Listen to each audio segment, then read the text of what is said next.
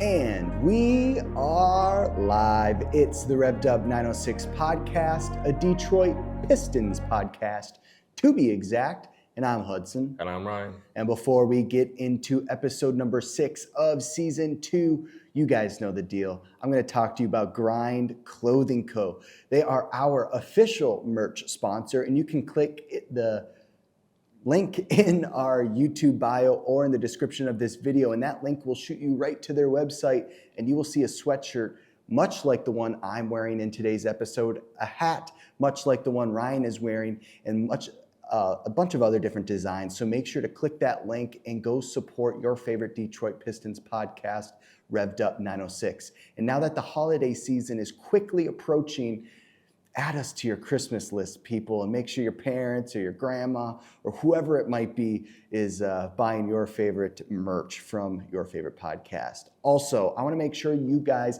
like and subscribe. When you like our videos, YouTube algorithm pushes us out to more people, so make sure to hit that thumbs up button. And make sure, if you like our content, to subscribe so that you are in the know with all the Detroit Pistons news. Also, if you aren't necessarily into long-form content like our YouTube channel is, you can click on our link in the video description below, and it'll shoot you right to our Instagram, where we post around 30-second to 1-minute clips almost every day, to be honest. So make sure to go follow us on Instagram if you're not so much into long-form content. Those quick clips kind of help you stay in the know and what's going on with us and the Pistons, and a great way to stay in the know. Without further ado, let's get into episode number 6. There's been a lot going on with the Detroit Pistons, a pretty big losing streak happening right now. And this week's topic is strictly talking about everything that is going wrong, with 3 exclamation points. Ryan, when thinking about this topic of everything's going wrong, how do we fix things, what to address, what is happening with the Pistons right now? We suck. No, but Yeah, we do. dude. We're not good. Yeah. The bottom line is we are not working hard enough. When you watch each of these games, you're seeing glimmers of what we can do. You're seeing a lot of bad things majority of the time. But you're seeing a lot of flashes of like, okay, we can go on a run. This team can play. Yeah. And then all of a sudden we miss one shot, or we turn the ball over once, it goes down the drain. And it's been very consistent through this 14-game losing streak that we are on. And against the Wizards, not a fun one. And you even have Monty post-game calling his team out. Yeah. And usually coaches don't do that. So the fact that it's gotten to the point where Monty is calling his guys out, you know it's bad.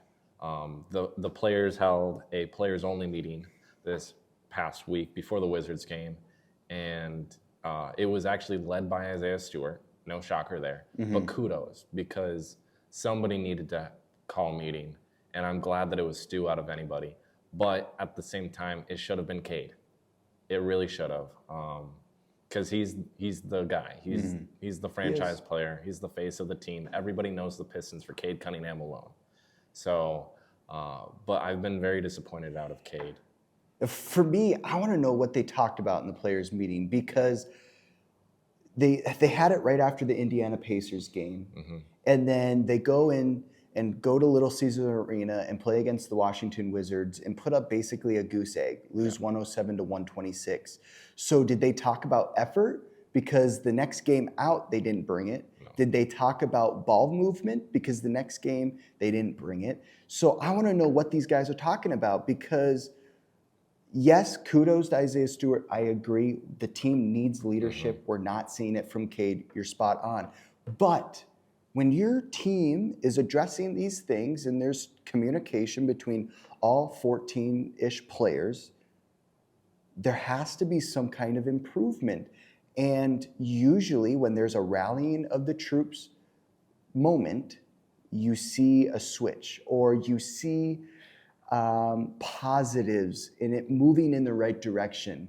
But immediately after that players-only meeting, we didn't see that happen against the Wizards. I mean, do you think they're talking about ball movement? Do you think they're talking about effort? What do you think they're addressing?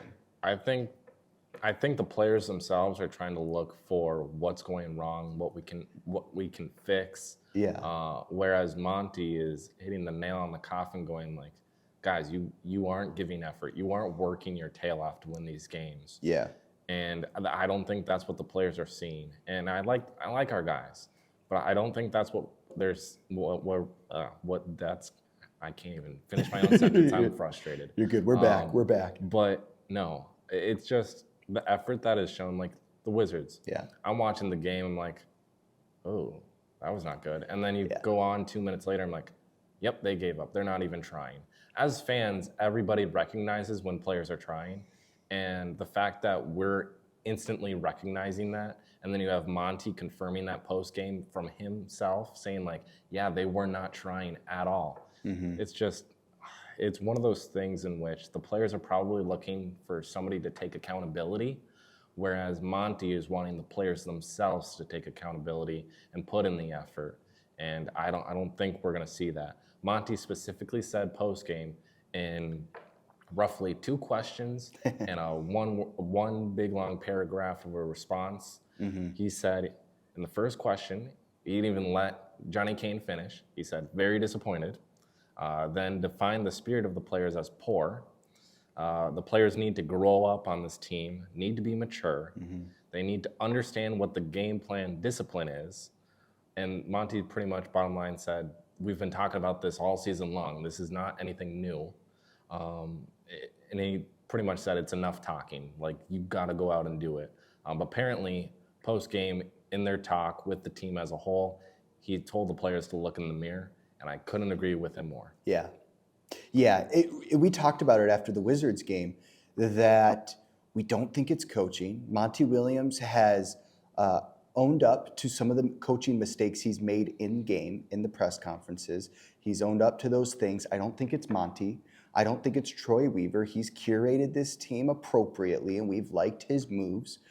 It comes down to the players, and the effort just isn't there. And some of these guys, we're paying a lot of money. Even Bojan, he's not playing right now. He's on the bench dealing with injuries. We're paying him a lot of money to eat up all these injuries. Yeah. So it comes down to the players, and that's the biggest thing. And when talking about in-game decisions, I think one of the biggest things why everything is going wrong is the Pistons simply just can't get consistent stops on the defensive end. It's one thing when the shots aren't falling. You're going to have nights when that happens. But every night you can play tough, hard defense, and the Pistons just aren't doing that right now. The Pistons have the most points allowed off turnovers per game in the NBA with 20.8. So we talk about, in a lot of the Revved Up recaps, the Pistons can't control the ball. They can't keep the ball safe.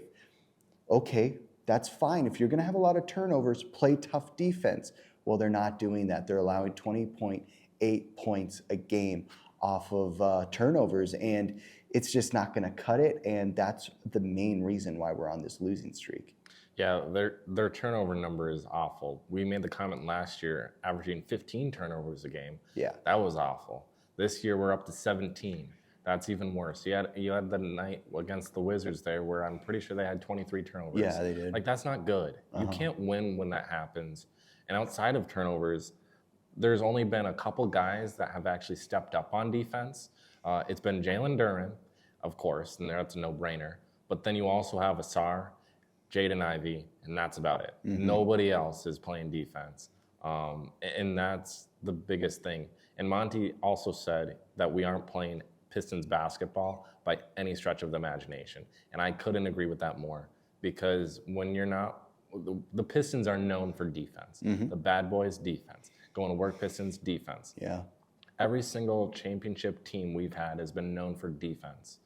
And so the fact that we aren't playing to our historical standard is awful. The fact that this team, let alone all of their turnovers and whatnot, can't even play defense themselves, right. It's awful. You look at the Detroit Lions as an example.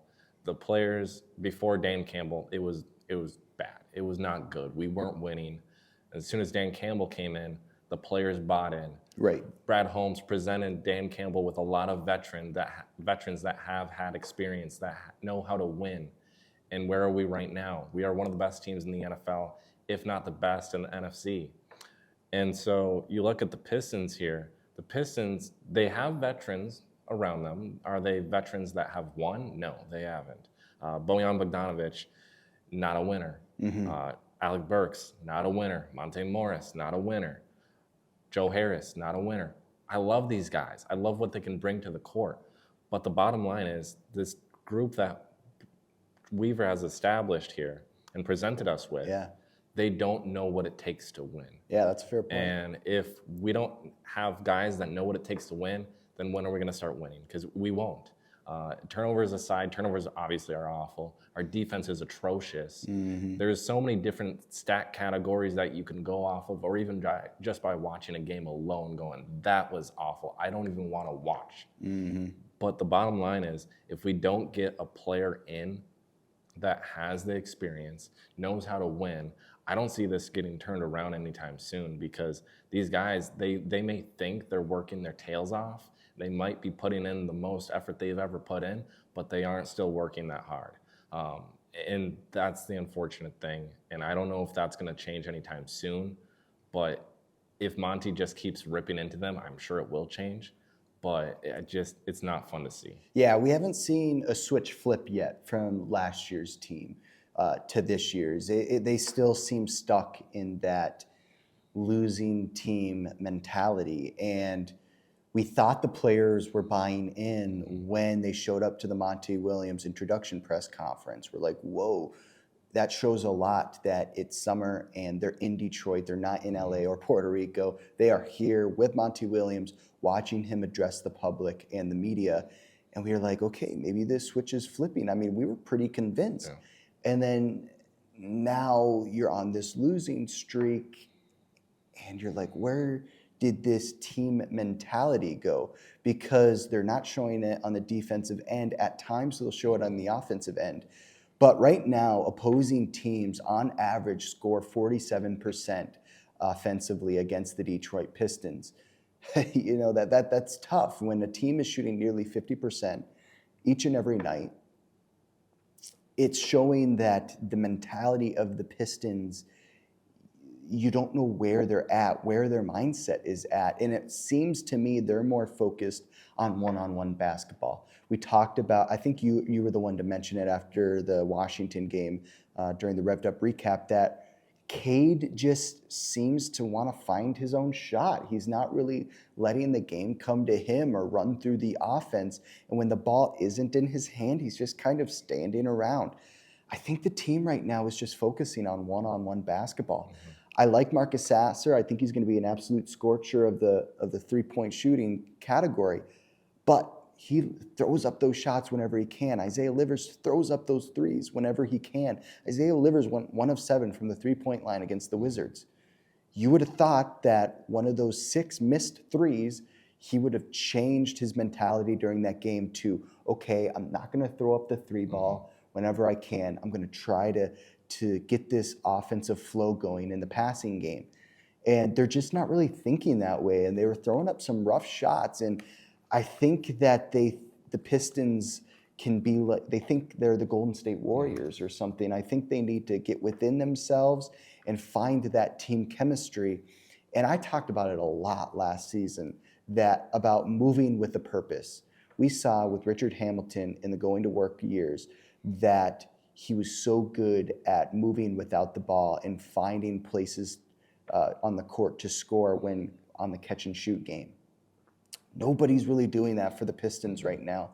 And Isaiah Livers, Cade Cunningham, I even notice it a lot with Killian. When they don't have the ball in their hand, they're just kind of sitting. They're not cutting, not screening, not doing the little things, not moving with a purpose.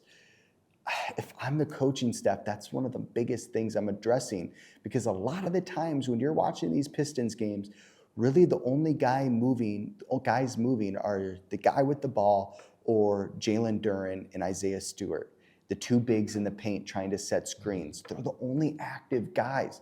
Well, what's going on with those 2 other wing players? That's what the Pistons, in my opinion, need to address, because there's just not much ball movement going on right now. And we see Jaden Ivey, Cade Cunningham get around that 7 assist mark. each night, but it just doesn't seem to be enough. A lot of those come in transition offense. Yeah, you obviously always have to play with a purpose, and I don't think they have a purpose that they're playing for right now. Their ball movement is atrocious. Every single game that I've watched with my dad so far, he's made the comment, why are they always playing ISO? They should be moving the ball everywhere. That's when they're the best. And I can't agree more with that. When the ball movement is as good as it gets, the Pistons on offense are unstoppable. When the ball sits still into one guy's hands, the whole offense just goes right down the drain, and it's bad basketball. Every single guy you listed off, I can't agree more with. Like, all those guys throw up shots. They're looking for themselves right now. And even I love Asar Thompson. This is my only critique is against the Wizards there. He had three-pointer opportunities there that he took where he had a hand in his face, and he's not a three-point shooter. You shouldn't be shooting that. You should be looking for an open man or driving that to the rim because that's what you're good at. And that's my one critique for him because he's been playing great. He's actually one of the select few that actually has been cutting and is playing with a purpose. Yeah, they need to fall in line behind Asar's example because he is very active offensively. Yeah, there's not a lot of guys that are actually moving, and the fact that you have your rookie moving more than all these vetted players by now, it's not good. It's embarrassing. Yeah, another point to talk about the Pistons' effort defensively. The Pistons are in the bottom 10 teams in deflections per game, so that's in the passing lane, disrupting passes and blocks at the rim, and so on and so forth. To be bottom 10 in the league, I mean, out of 32 teams, that's pretty brutal. And I think that speaks to defensively being active. And I think the only reason they're not the worst in the league is because of Jalen Duren and Asar Thompson. I mean, they're both so active. So they do pick up the slack a lot when it comes to disrupting and deflections on the defensive end. But there's only so much those two guys can do. NBA teams are too good. There's so many teams are dynamic scoring wise. They can get you in the paint with points in the paint or around the 3-point line. Asar Thompson, Jalen Duren can only do so much. And Jaden Ivey, Cade Cunningham have proven to be subpar defensively. I want to make a point too. Yes, we're talking about a lot of negatives of what's going wrong with the Detroit Pistons right now. But me and Ryan are the first to believe in this team. We know that they at some point will turn the corner. I just don't know when it's going to be. We talked about in the Wizards recap about, like, when do we predict that the Pistons are going to turn it around? And we both don't really have any idea. We're hoping that in this next week and a half, 2 weeks, they'll snap this losing streak and kind of turn it around and look like the team that started the first 4 or 5 games of the season. I mean, they're a completely different team than the way they looked in those first 5 games. It's pretty brutal. Something I noticed too when watching the games is the Pistons cannot slow down opposing teams' best players. You know, the Trae Youngs of the league, the Zach LaVines, the Shai Gilgeous-Alexanders, like the best players on their prospective teams, they can never slow down that guy. Zach LaVine gave us 54 points a couple weeks back. Shai Gilgeous-Alexander, I believe, put up 34 against us. Kyle Kuzma most recently put up 26. You know, the guys that are number one on the scouting report the day of games, the day before games when the Pistons are preparing, are always the guys that are giving us the most buckets. We need to learn how to, you're never going to be able to stop those guys necessarily. They're so dynamic, but slow them down. Rather than 54 points, let them give us 23 points. Without 34 points, let's get them down to 18 points. The Pistons defensively haven't really seemed to have a game plan. And if Monty Williams is right and not lying, and he's saying that the team just simply isn't following the game plans and executing the game plans, they need to start learning how to execute those game plans. Because Monty Williams could be the best coach in the world and the best coach in the league like we may think he is. But if the guys don't put the game plan to work, it doesn't mean anything. You might as well rip up the game plan And don't get me wrong, the Pistons organization is paying Monty Williams a lot of money. So right now, the way my mindset is with this team is, as a fan, they're just wasting the organization's money.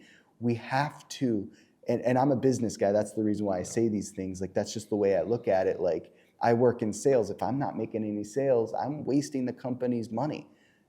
If the team and the players aren't putting up numbers and aren't getting wins, they're wasting the team's money. So for me, there's a lot of different dynamics of negatives right now, and hopefully, the Pistons will get their head out of the gutter soon. Yeah. The bad thing is, in our current situation, is there's always a scapegoat. And I don't know what that's going to look like for us. Yeah. Because typically the scapegoat is the coach. Right. And I do not want Monty gone. Right. I think he's actually legit. There's a reason why he took the Suns to the finals. There's a reason why the Suns are even relevant right now. It's all because of him. And so to sit here and think about a possible scapegoat, I don't want it to be Monty. I don't think it's going to be Monty because of the fact of how much Troy believes in him, but then also how much Tom Gores believes in him. Yeah. And the process of acquiring Monty Williams to be the head coach, like, they flew out to see him. They tried, begged, and pleaded to get him to be the next head coach of the Pistons. So I don't think he's necessarily going to be the scapegoat. But then it's like, who would that be up next? And I don't think it's going to be Troy Weaver. I don't think he's an issue. I think he's turned this team from one of those crappy old cars that nobody even wants into something that is not spectacular but can run. And so I don't think he's the scapegoat. So then it comes down to the roster. Who on the roster is getting moved? And truthfully, I don't want a lot of our guys moved because I like a lot of them. But it's getting scary to the point where somebody that is going to be considered a very top tier player for us is getting moved. Yeah. And I don't know who that's going to be or when it's going to be, but if we keep on going down the path we've been going on, it's going to happen sooner rather than later. And I don't want to give up on a lot of these guys because I actually believe in them. And I know a lot of you in the community believe in these guys too. But if nothing changes, oh man, it's going to be bad. Yeah, something's a brewing. I made it a caption on one of our clips recently. Like, I think we were talking about it was our Wizards clip on Instagram. I was like, we have no idea where this is going and it's not going to be good, and I think a trade is a brewing. And if this losing streak continues, like I see it possibly happening, it's going to be brutal. And I think it's going to be a trade that it's a trade that's a dagger in the side that it's going to hurt. But, it's hard to argue that it's not necessary because if the Pistons were hovering around 500 right now, I wouldn't want us to touch the roster. But when you reach 14-game losing streak, I can't hate on possible trades happening because something is broken, and when something's broken, it's got to be fixed. And I don't know if a trade is going to completely fix this, but it might help, the trending up situation. Something that I thought about when thinking about today's topic of everything is going wrong, I thought of I wonder what year it would have been. It would probably have been like 2015, 2016 Philadelphia 76ers. They drafted Nerlens Noel, who was highly touted out of Kentucky. They drafted Jahlil Okafor and Joel Embiid, and then those guys, they had like 3 centers on their roster, and they're like, what do we do? And then they bring in Ben Simmons, and then they bring in Markelle Fultz. I'm not exactly sure which came first, but they have a lot of these high young draft picks, and only one was remaining when they actually made the playoffs, and it was Joel Embiid. That might be where the Pistons are at right now, where we are collecting these high draft picks, and they're just not working the way they thought they were. When the Philadelphia 76ers drafted Nerlens Noel, he was a world beater. He was amazing. I remember being such a big Nerlens Noel fan, and he just didn't work out the way they expected. And then Jahlil Okafor didn't turn out the way they expected. The fan base really rallied behind Ben Simmons early in his career, and then they turned out hating him. It's just where the Pistons are at is kind of reminded me of like the 2014 Philadelphia 76ers when they had the worst record in NBA history. I think they won like 4 games. It was horrible. They had a horrible season. I think the Pistons are going to win more than 4.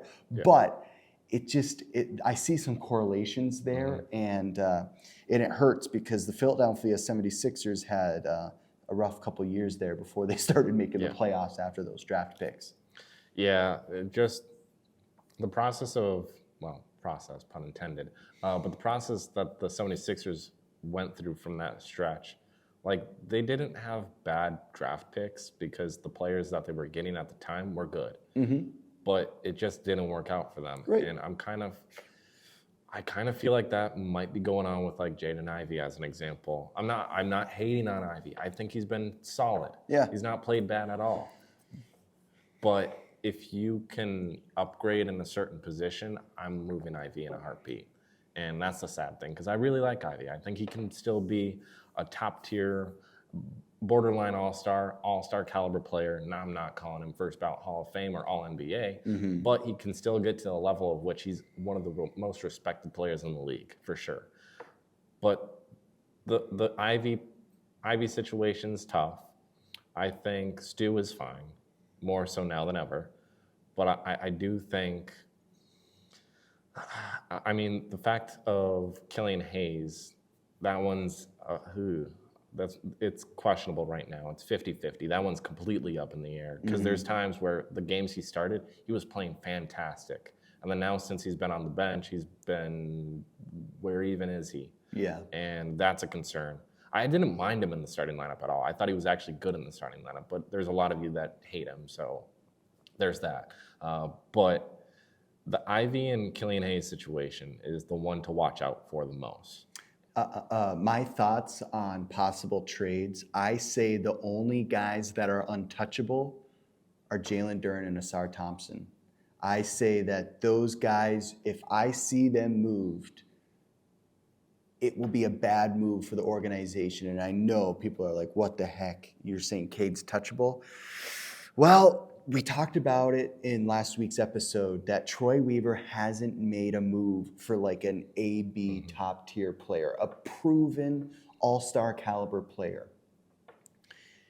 Well, if we got a guy like that, Cade's probably in that trade. Jaden Ivey, either Cade or Jaden Ivey are in that trade.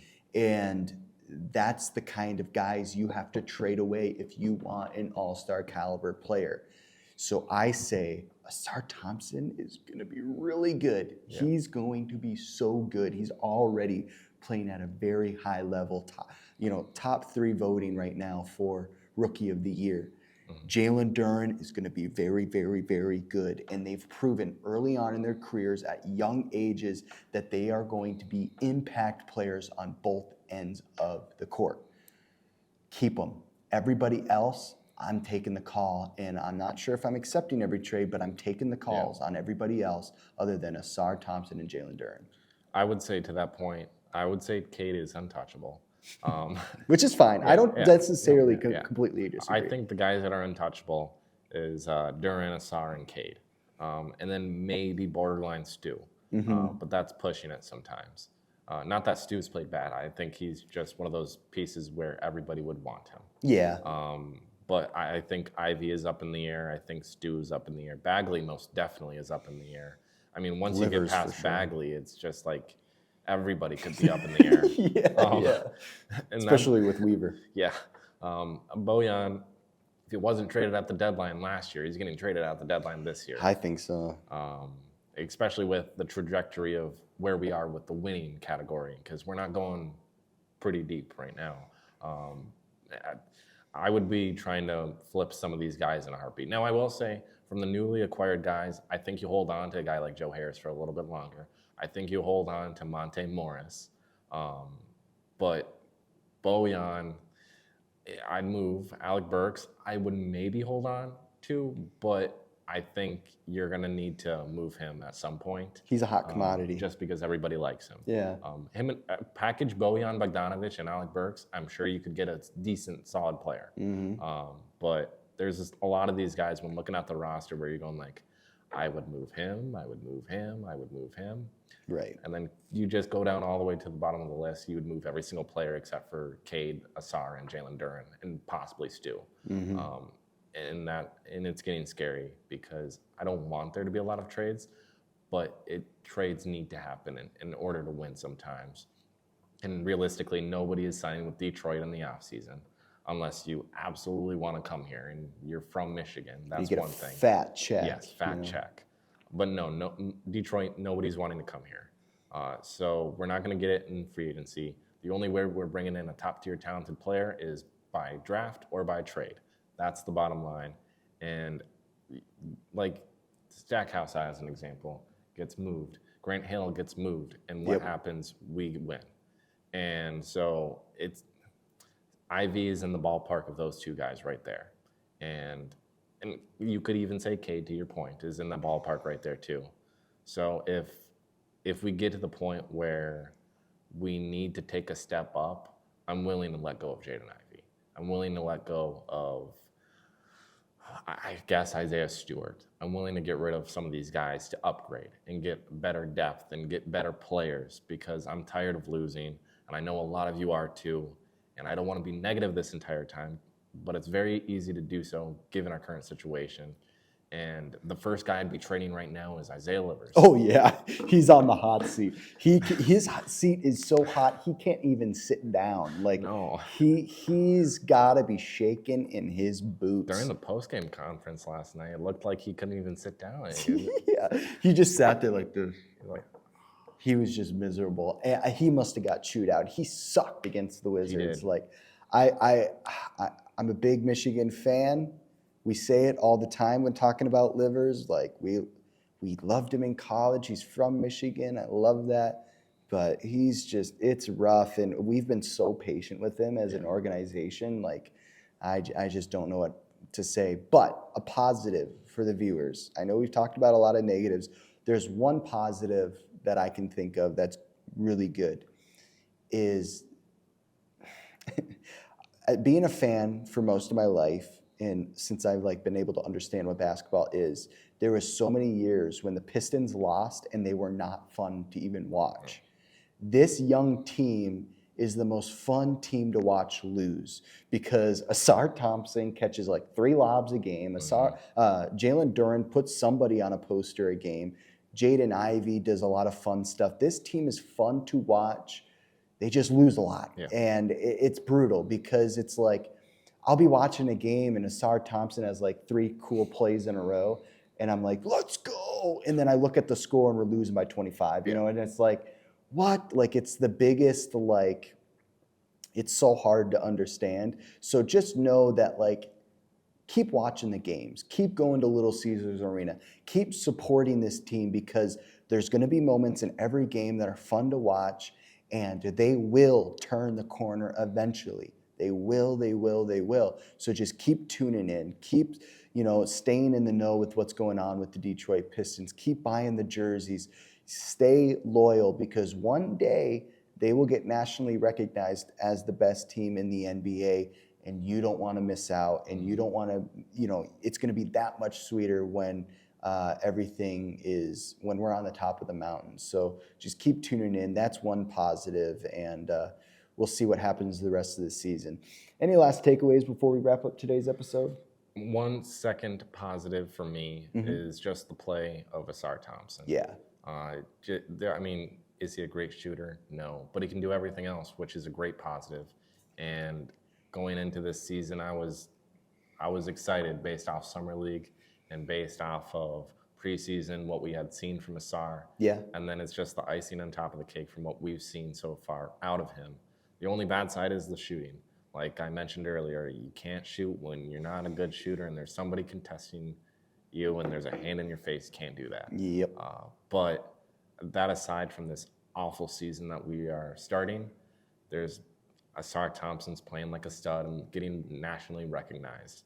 And you can't be more happy than that. Yeah, absolutely. He's going to be a stud. He's very young Kawhi Leonard-esque, and that's a big comparison, but he shows a lot to me that he reminds me of Kawhi Leonard on the Spurs a little bit. That will do it for episode number 6 of season 2. Before you guys leave, I want to let you guys know that me and Ryan will actually be taking a trip to Detroit March 15th through the 19th, I believe. We will be at Little Caesars Arena for 2 matchups in a row against the Miami Heat. So if you guys want to come and meet us at Little Caesars Arena, or just know that some fun content is coming from our trip to Detroit, and just stay out on the lookout and keep supporting our merch, and make sure to like and subscribe, and keep tuning in to Revved Up Recaps. After every Detroit Pistons game, we hop on Zoom and we talk about the stats, what went right, what went wrong in each and every matchup. So keep tuning in, and we will see you guys in the next episode. Peace.